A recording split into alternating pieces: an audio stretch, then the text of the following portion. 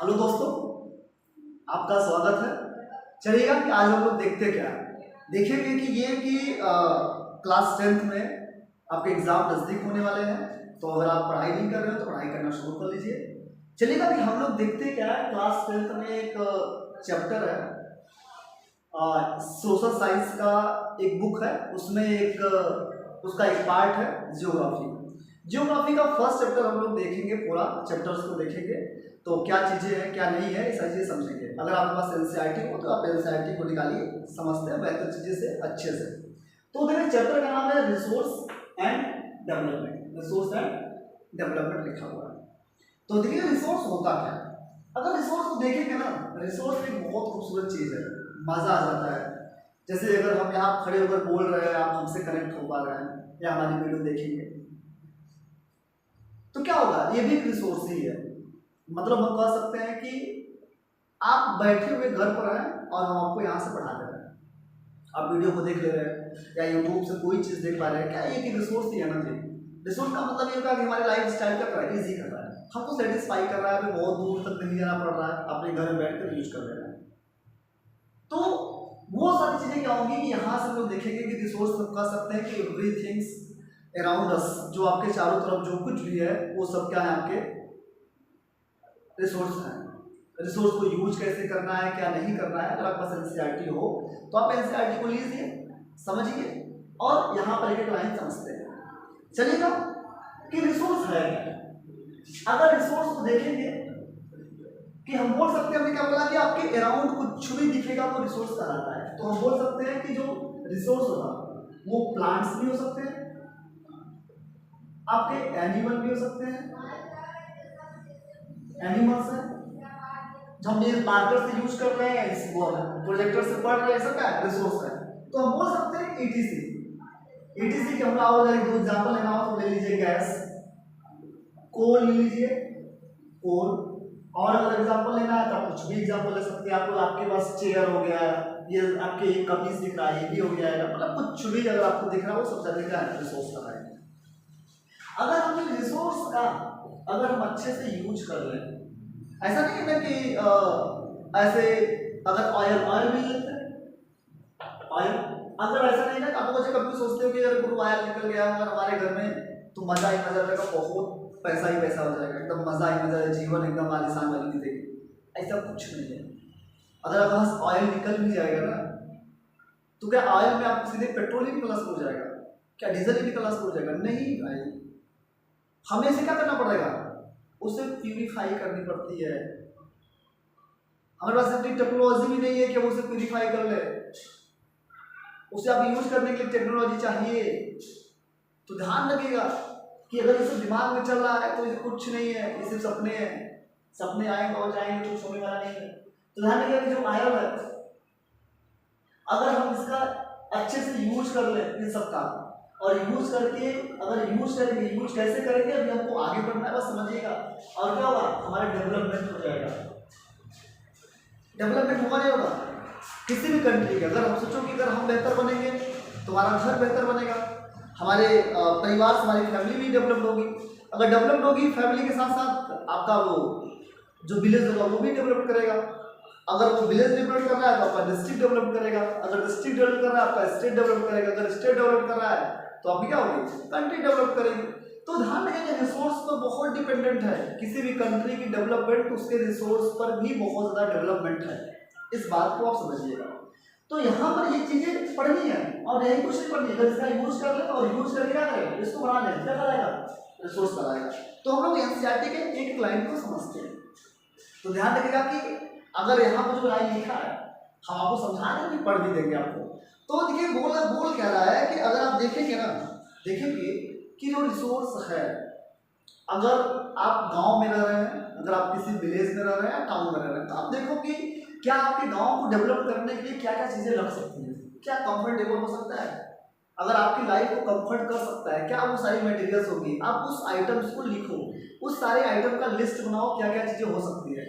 जैसे आप चाहते होगे कि अरे बहुत बेहतर करेंगे और एक अच्छी सी कार लेंगे और कार लेकर एकदम घूमेंगे, एकदम जीवन का मोक्ष की प्राप्ति कर लेंगे, तो वो नहीं मिलेगी आपको। मोक्ष की प्राप्ति कैसे मिलेंगे आपको? उसके लिए अलग मार्ग है ना। तो ध्यान रखिएगा कि वही बोला है कि can you identify and name the various items and use making life comfortable in our place and town and list items, अपने आइटम्स को नाम लिखो and the name material use in making, जिसे बनाने में आप यूज कर सकें। जैसे क्या होगा कि आप अभी देखो क्या होगा कि बारिश की समय चल रही है, रेनी सीजन चल रही है। रेनी सीजन में होता क्या है, कितना ज्यादा आपको रेनफॉल हो जाता है, कितनी ज्यादा बारिश हो जाती है कि बहुत सारे कर दे, इतना पानी था गाँव गाँव उसमें बह जा रही थी कि पंजाब में फ्लड्स आया हुआ है, कितना आपको तबाह मचा कर रखी हुई है। तो वो क्या है कि उसके लिए क्या आपको बढ़िया सा एक रिसोर्स यूज करना पड़ेगा, उसके पानी को बहाने के लिए बढ़िया सा आपको सीवर बनाने पड़ेंगे, आपके ड्रेनेज सिस्टम बहुत बेहतर होना चाहिए। अगर ड्रेनेज सिस्टम आएगा कैसे, ड्रेनेज सिस्टम होना चाहिए क्या कि वो बेहतर से एकदम अच्छी सी आपके ब्रिक्स ईंट लगाई जाए, अच्छे से अच्छे सीवर बनाई जाए, जिससे पानी पास हो सके, हमारी लाइफ कंफर्ट हो सके। तो वही सब लिखिए आपके यहाँ क्या, जैसे हमें बेहतर से चेयर चाहिए तो चेयर बनाने में क्या चाहिए आपको, एक बढ़िया सी लकड़ी या आयरन लोहे की यूज करेंगे। तो ये सब क्या है आपके, ये सब आपके आइटम्स हैं। तो ये सब चीजें क्या करनी है, हमें देखना है। तो हम लोग पढ़ते हैं और समझते हैं कि क्या चीजें लिखी गई हैं, ठीक है। तो अगर आपको ऐसा कुछ भी नहीं आपको आ रहा होगा तो आप अगर कुछ भी अगर आपको प्रॉब्लम हो रही है तो आप कमेंट बॉक्स में आप जरूर शेयर करिएगा, कुछ भी आपके कमेंट्स आप डालिएगा जरूर, ठीक। तो चलेगा कि हम लोग देखते हैं अब है आगे। यहाँ पे लिए अब लिखा है क्या है कि everything's available in our environment and which can be used satisfy our need। मतलब कि जो आपके चारों तरफ अवेलेबल है एवरीथिंग, कुछ भी अगर आपके आवर एनवायरनमेंट में यूज करने लायक है, आप उससे सेटिस्फाई हो रहे हैं, वो क्या कहलाएगा, आपका रिसोर्स कहलाएगा। लेकिन जैसे क्या होगा कि आप सो के उठे, अपने माउथ को फ्रेश करने के लिए क्या करते हैं, जाते हैं टूथपेस्ट लाते हैं और टूथपेस्ट में ब्रश लगा के और माउथ क्लीन करते हैं और बेहतर से आपको एक फ्रेशनेस की मजा लेते हैं, है नहीं है। तो वही है कि अगर सोचो कि अगर वो चीजें नहीं होती तो हम लोग पहले दातुन करते थे, ये सारी चीजें होती थी, वो अलग चीजें हैं। तो हम लोग जो है लिखा है ध्यान रखिएगा, रिसोर्स तभी कहलाएगा जब इसमें ध्यान रखिएगा कि अगर आपसे कोई पूछेगा ना तो ध्यान रखिएगा, अपने सोसाइटी हुई तो आप सेंट्रलाइज कर लीजिएगा कि everything available in our environment which can be used satisfy our needs and needs, right? It is technologically accessible and economically feasible and culturally acceptable and can be turned and the resource। तो हो सकते हैं कि अगर वो resource तभी कहलाएगा जब क्या होगा कि उसके पास ये चीजें होंगी। ध्यान रखिएगा कि अगर हालांकि इस लाइन इसलिए तो आपको ये पैराग्राफ समझना है, तो अब देखिएगा इस लाइन को समझते हैं। लिखा है it is technologically accessible and economically feasible and culturally acceptable and be turn as the resource. तो अगर पूछेगा कि व्हाट इज रिसोर्स, तो आप यहाँ से बिल्कुल लिखिएगा, यहाँ से यहाँ तक पूरा अंडरलाइन कर लीजिएगा कि everything available in our environment which can be used to satisfy our needs and provide it is the technologically accessible and economically feasible and culturally acceptable and can be turn as a resource. तो हम कह सकते हैं, ध्यान रखिएगा कि वो resource तभी कहलाएगा जब उसमें 3 टर्म यूज होंगे। कौन कौन, technologically accessible, second economically feasible, third आपका क्या हो जाएगा कल्चरली एक्सेप्टेबल। अगर ये चीजें हो रही है, जैसे अगर हम बात कर ले गोल्ड की, गोल्ड का मतलब सोना। सोना क्या है, सोना किसी एक माइन से निकाली जाएगी। तो क्या सोना आप ऐसे जाए देखें सोना पड़ी हो निकाल कर गले पहन लेंगे, ऐसा तो होगा नहीं। क्या चाहिए उसके लिए, टेक्नोलॉजी चाहिए। अगर टेक्नोलॉजी नहीं होगा तो क्या आप उसे यूज कर सकते हैं, नहीं यूज कर पाएंगे। तो ध्यान रखिएगा, अगर कोई पूछेगा कि रिसोर्स क्या है तो आप ये पूरा लिख दीजिएगा कि आप देखिएगा उसका क्या लिखा है, इकोनॉमिकली फीजिबल। इकोनॉमिकली मतलब उसकी वैल्यू होनी चाहिए। ऐसा नहीं है कि तुम अपना सारा पैसा किसी में खर्च कर दे रहे हो, उसका वैल्यू ही नहीं है, निकाल के मार्केट में कुछ उसकी वैल्यू नहीं, आप बेच पाएंगे, मजा ही नहीं आएगा आपको, ठीक है। उसके बाद कल्चरली एक्सेप्टेबल है सोना, आप निकलवा लीजिए मम्मी से, अपने सोना नहीं निकलवा पाएंगे आप। एक्सेप्टेबल है कैन बी, वो क्या कल्चरली बहुत डिमांडेड है। तो ऐसे होगा जैसे आप ब्रश करते हैं, टूथपेस्ट करते हैं, वो भी क्या है, वो डिमांडेड कल्चरली है, कल्चर से वो सारी चीजें आ जाती है नहीं। तो यहाँ तो ध्यान रखिए रिसोर्स लिखा है कि फिजिकल एनवायरनमेंट। अब ध्यान रखिएगा कि यहाँ से आपको एक क्वेश्चन आएगा, इस इमेज को देखिएगा, इस इमेज को। अच्छा यहाँ पे एक इमेज है, यहाँ पे इसको पहले इमेज से देख लेते हैं। यहाँ की इमेज का मतलब यही है कि हमने क्या बोला था कि आपको कोई भी अगर रिसोर्स है तो जैसे आपका यहाँ पर हैवी रेनफॉल दिख रहा है आपको, मतलब कि वाटरफॉल दिख रही है, उसके बाद दिखेगा कि आपको एक टावर दिख रही है, इलेक्ट्रिसिटी का पोल है, इसमें से करंट फ्लो हो रहा है, ये क्या है? हमारी लाइफ को इजी कर रहा है, ये सब क्या है? रिसोर्स है। तो देखिए relation between nature, technology and institutions. तो ध्यान रखिएगा कि ये आपसे पूछता है कि अगर पूछेगा कि ह्यूमन बीइंग्स जो इंटरकनेक्ट करता है कैसे इंटरडिपेंडेंट होता है, तो इंटरडिपेंडेंट तीन चीज पर होगा। पहला क्या होगा? फिजिकल एनवायरनमेंट का मतलब होता है नेचर, नेचर साथ कनेक्ट करेगा, जब नेचर साथ कनेक्ट करेगा क्या करेगा? टेक्नोलॉजी को यूज करेगा, जब टेक्नोलॉजी को यूज करेगा क्या करेगा? इंस्टीट्यूशंस बनाएगा, इंस्टीट्यूशन से बनाएगा तो क्या करेगा? उससे निकालेगा, बेचेगा। जैसे आपके पास क्या है फिजिकली नेचर का मतलब यहाँ पर अगर मान लेते हैं हमारे पास कोई कोल माइन हो गई, अगर मान लेते हैं कोई क्या कोल है, अब कोल क्या है? नेचर के पास है, अब क्या करेगा? ह्यूमन बीइंग से इंटरकनेक्ट हुआ, इसे यूज करना है कि यार क्या करेंगे, इसको सरिये लगाते हैं, आग इसमें जलाएंगे, बढ़िया से खाना पकाएंगे, क्या चाहिए? इस वजह से जाएंगे ना कि ऐसे कोयला खान पड़ी हुई है, ऐसे जाएंगे फाड़ा लेकर खानेंगे और निकाल कर जेब में लेके चलेंगे, सब होगा नहीं। तो क्या चाहिए? टेक्नोलॉजी। बड़े बड़े डायनामाइट लगाए तो सब फोड़े जाते हैं, तो चाहिए क्या? टेक्नोलॉजी। टेक्नोलॉजी का यूज करके करेंगे, इसे निकालेंगे, निकाल क्या करेंगे? उसे क्या करेंगे? इंस्टीट्यूशंस बनाएंगे और इस मार्केट्स में आपको डिमांड हो जाएगी। तो यही पूछा है कि interdependent relation between the nature, technology and institutions. तो आप बता दीजिएगा कि ह्यूमन बीइंग्स अगर इंटरकनेक्ट कर रहा है तो ये चीजें हैं। तो ध्यान रखिएगा कि हमने क्या बोला है कि जो नेचर है गजब का गिफ्ट दे रहा है हमें, कभी पैसा नहीं मांगा है कि सांस लेने का पैसा दीजिए हमें, लेकिन हम लोग क्या करते हैं? एनवायरनमेंट को, हमारी ह्यूमन एक्टिविटीज इतनी खतरनाक है कि हम लोग पूरे एनवायरनमेंट को तहस नहस कर दे रहे हैं। तो देखिए यहाँ पर लिखा गया वही कि the process of transformation of things available in our environment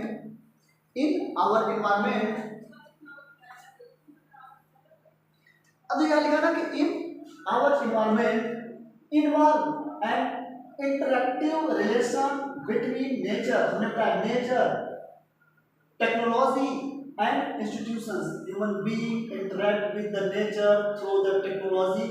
क्या करेगा? नेचर साथ क्या करेगा? कनेक्ट करेगा, इंटरेक्ट करेगा। किससे? टेक्नोलॉजी से। हमने बोला ना जैसे कोल माइन है वहां से निकालेंगे, उसे इंटरकनेक्ट करेंगे एंड क्रिएट इंस्टीट्यूशंस। और क्या करेगा? क्रिएट करेगा, बनाएगा इंस्टीट्यूशंस। हमने बोला ना कि वो क्या करेगा? ह्यूमन किससे? फिजिकली नेचर होगा, फिर क्या करेगा? टेक्नोलॉजी बनाएगा, इससे इंटरकनेक्ट होगा, इंटरकनेक्ट क्या करेगा? इंस्टीट्यूशन बना लेगा, बनाकर अपना मजा लेगा, है ना? And exploit and real the economic development करेगा। कोयला बेचेगा, पैसा कमाएगा, पैसा कमा के क्या करेगा? कैसे कंट्री का डेवलप होगा। ये चीजें लिखी है, हमने बताया, लेकिन फिर लिखा है do you know, do you think, जरा सोचिए, बोला है कि things resource are free gift of nature is the assume by many. हमें जो नेचर दिया है कभी भी वो गिफ्टेड है, कभी कुछ बोला नहीं आपसे, लेकिन दे आर नॉट, ये नहीं है। Resource are the function of the human activities. अब देखिए कि ह्यूमन की एक्टिविटीज इतना ज़्यादा बढ़ चुकी है रिसोर्स में। अच्छा ध्यान रखिएगा कि हम लोग विनाश के दशक की तरफ चल चुके हैं, वो बहुत बड़ी बात नहीं है, धीरे धीरे सब कुछ खत्म होने वाला हो जाएगा।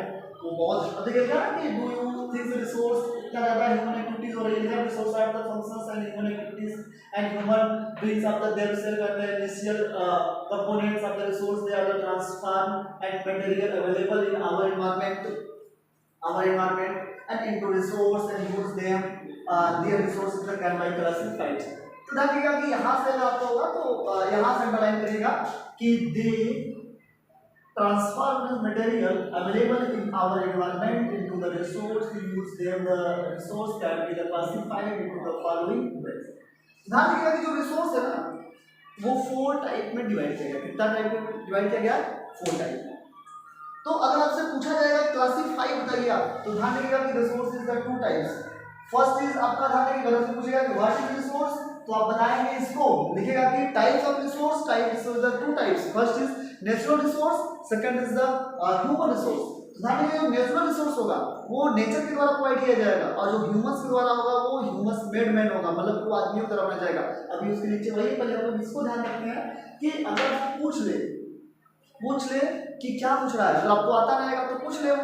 तो जैसे आप लोग सुने होंगे ना कि पूछ ले वो हमसे किस बात का काम है, तो पूछ ले वो हमसे किस बात का काम है। तो नहीं, तो ये सारी चीजें हैं। तो ये यहाँ पर लिखा हुआ है कि द फॉलोइंग में लिखा है ना कि on the basis of origin. तो ध्यान रखिएगा पहली क्लासिफाई आपको ध्यान रखिएगा कि कितने टाइप में, 4 टाइप में क्लासिफाई किया गया। First on the basis of origin, जिसमें से आपको बायोटिक और अबायोटिक पढ़नी है, दो चीजें पढ़नी है, एक पढ़नी है बायोटिक और एक पढ़नी है अबायोटिक। सेकंड पढ़नी है on the basis of the exhaustibility, जिसमें रेन्यूएबल्स एंड नॉन रेन्यूएबल्स पढ़ना है।